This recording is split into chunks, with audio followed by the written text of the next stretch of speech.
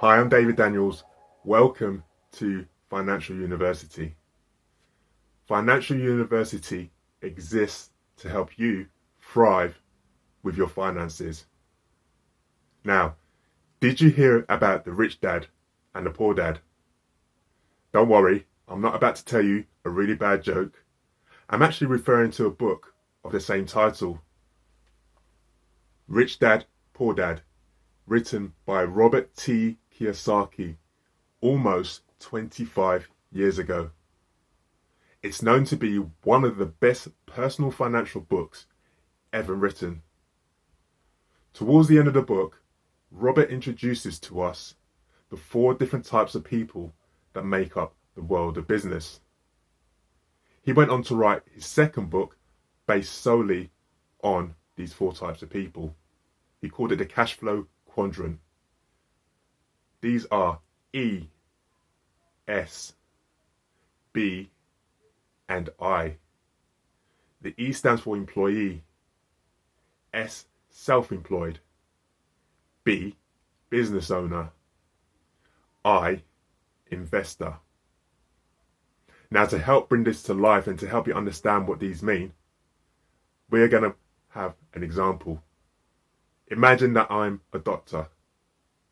And what every good doctor needs, of course, a pair of glasses.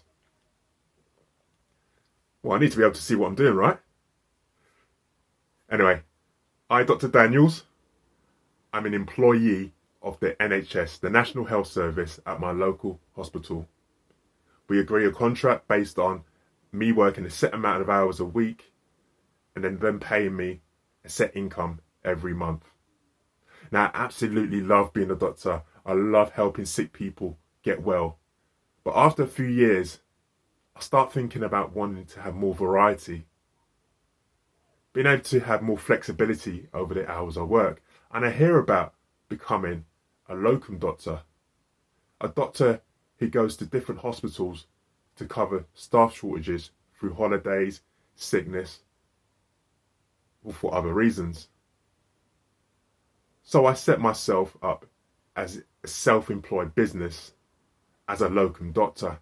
Now this gives me the variety I need. I can choose what hours I work every week. It's absolutely fantastic.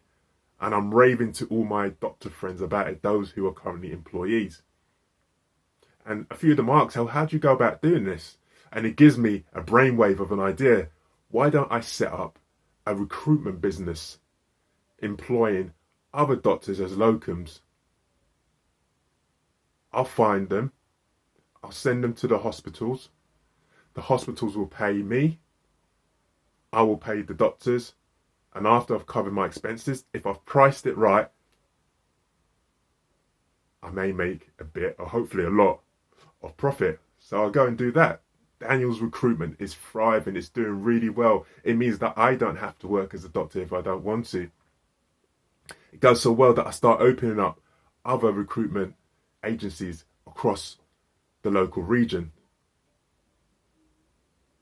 I then hear about this medical company who are developing a new treatment that's going to totally change the medical industry. Business is doing well for myself. And whilst I don't know much about the medical industry in that regard, I make a decision to invest in some shares in this company that are available. So whilst I don't own the whole company, I own a part of that company. I invest in that company. So now I am an investor. I hope that example helps you understand more about the cash flow quadrant. What does this mean for you? What are the takeaways? From this, I want to ask you to ask yourself these 3 questions. 1, where am I right now on this quadrant? If you're not yet on this quadrant, maybe you're a student, what have you, where do you see yourself as your first entry on this quadrant? Number 2, where do I want to be on this quadrant. You can ask yourself this question based on right now, in the next 5 years, in the next 10 years. And number 3, how do I get to where I want to be? Does it involve more studying or some studying? Does it involve speaking to certain types of people? Does it involve looking into more resources, such as the Financial University YouTube channel? I believe that by asking you these 3 questions will really help you. And this model of the financial cash flow quadrant will really just help you map out where you see yourself now and where you want to be. As I said, I've just scratched the surface of this.